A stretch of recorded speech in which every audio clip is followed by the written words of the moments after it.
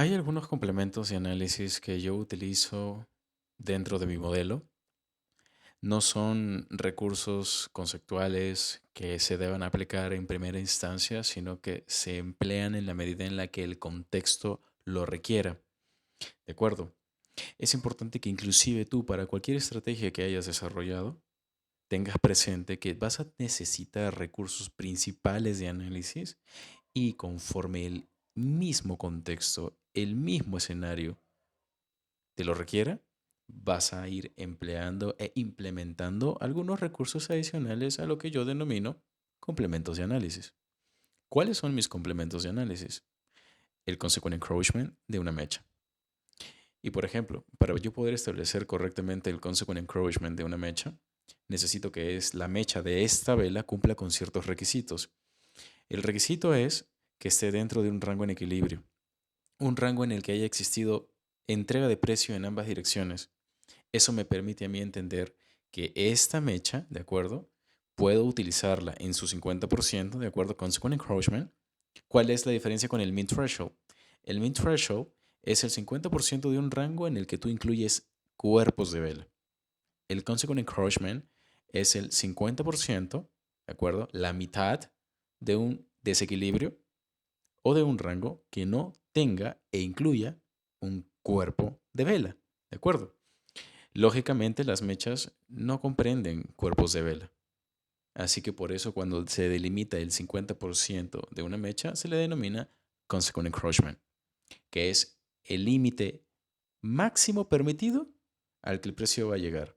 Va a haber algún tipo de reacción alrededor, se puede superar ese nivel, por supuesto, uno, dos o tres puntos, pero una cantidad muy mínima de puntos, o si estás operando Forex, una cantidad muy, muy pequeña de pips, ¿de acuerdo?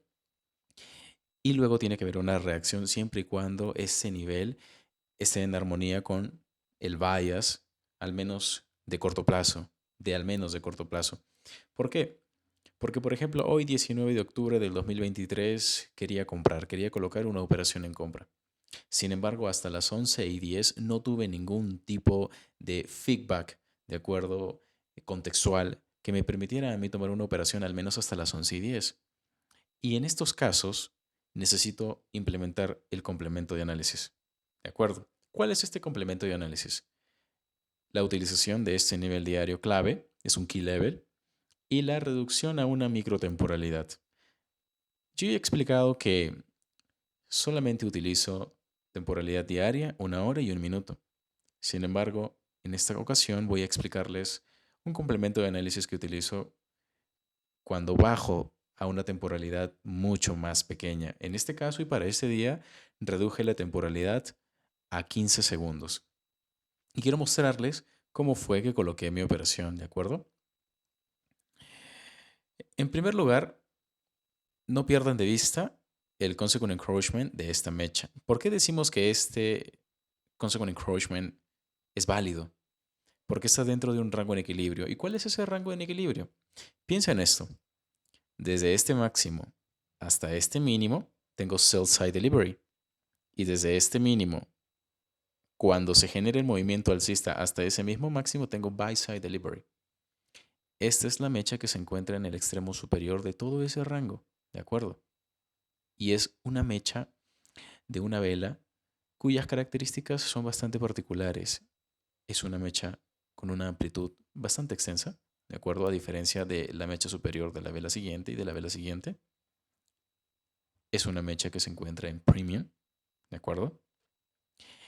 Y la consigna adicional que me permite a mí validar este nivel es que cuando en esta vela, que es la vela del 6 de octubre, el precio rompe este máximo, al día siguiente nosotros tenemos un pequeño salto, el cual denominamos un gap, ¿de acuerdo?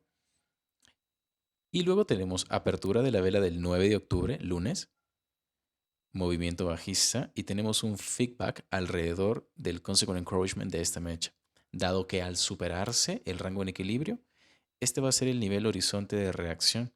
Es eso justamente lo que sucede. Al ser un soporte, porque mientras el precio cotice por encima es un soporte, me va a generar al menos una reacción de corto plazo antes de que ese nivel se supere, porque este es un nivel de un rango en equilibrio.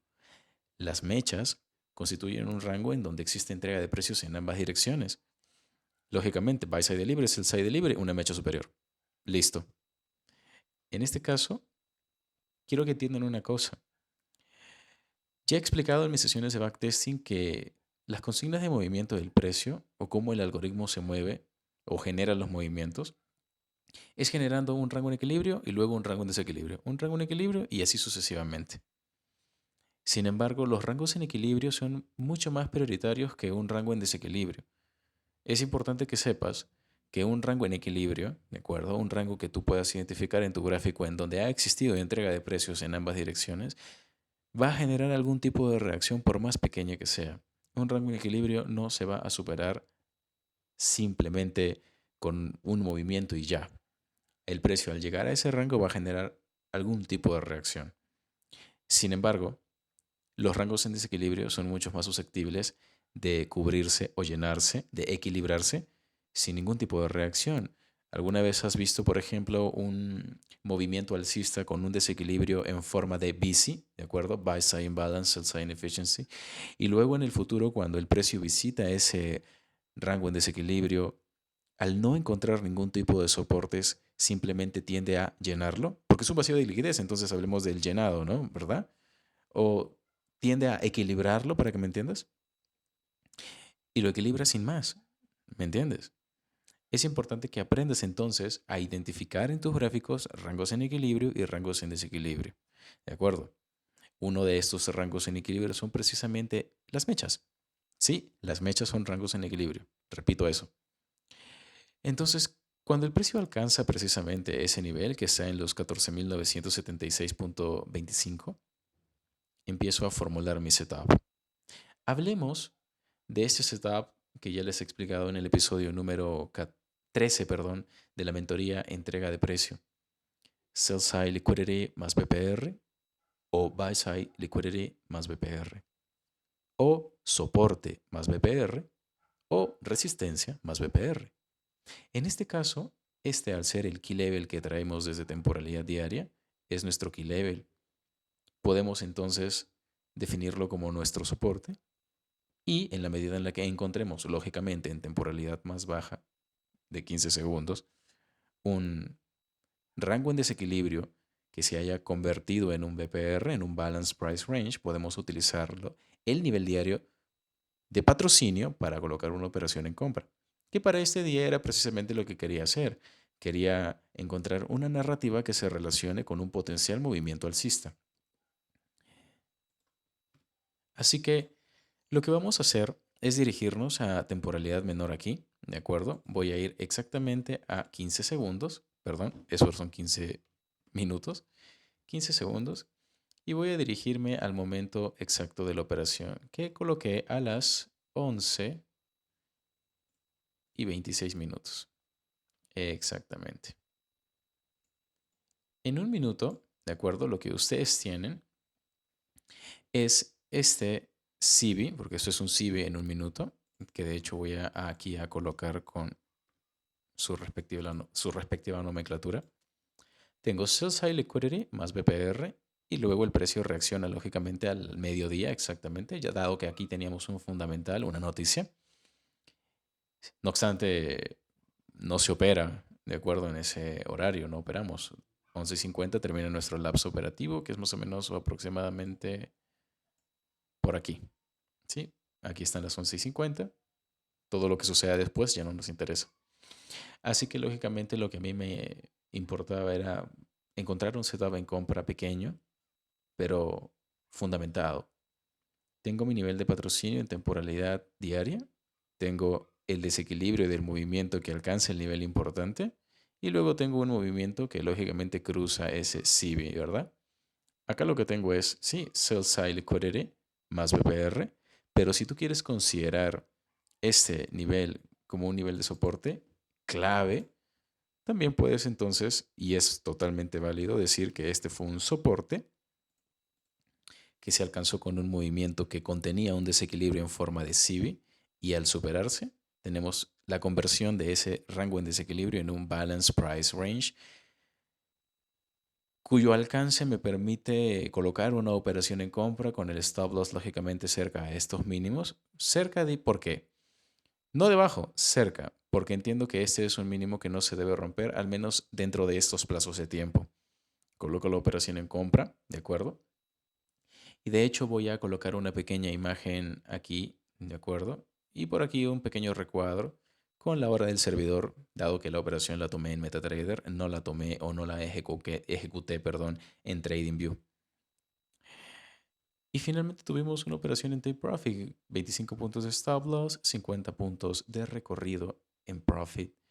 Y fíjense que, lógicamente, yo en temporalidad de una hora había trazado o delimitado un Fair Value Gap de una hora. Ustedes me dirán, Ángel, ¿cómo es posible que tú puedas operar con un nivel de 15 segundos contra un nivel de una hora? Y es que yo no opero el nivel de 15 segundos contra el nivel de una hora. Yo estoy operando el potencial movimiento que surge del nivel diario y que atraviesa el nivel de una hora. Eso es lo que algunas personas no entienden. Cuando ustedes se planteen operar en un nivel de temporalidad menor contra un nivel de temporalidad mayor, es importante que se planteen qué tienen atrás, qué tienen, por en este caso, una operación de compra, qué tienen más abajo. Y si lo que tienen más abajo va a servir de respaldo para romper y atravesar ese nivel que tú tengas como obstáculo. Evidentemente, esto conlleva muchas horas de backtesting, sí, de comprensión, de interpretación del escenario, del contexto y de entender sobre todo dónde debes entrar y dónde debes salir. Porque ¿qué pasó después? Fíjense, yo coloqué mi operación en compra alrededor de este nivel en temporalidad de una hora y alrededor de 3, 4, 5 horas después tenemos un movimiento bajista muy lejos de donde se colocó mi operación en compra. Con esto quiero demostrar que mi modelo, en la medida en la que tú puedas agregarle complementos y análisis que te sirvan para comprender los diferentes contextos, te va a servir y te va a hacer rentable. Por supuesto que sí, pero no pretendas el primer día de conocerlo, porque de hecho lo tienes en un PDF y además del PDF con los recursos de operativa tienes otro PDF con recursos de gestión.